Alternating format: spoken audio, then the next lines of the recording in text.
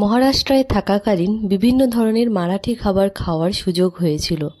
আজ তারই একটি বানিয়ে ফেললাম। খাবারটি দেখে হয়তো বুঝতেই পারছেন এটি একটি ডেজার্ট।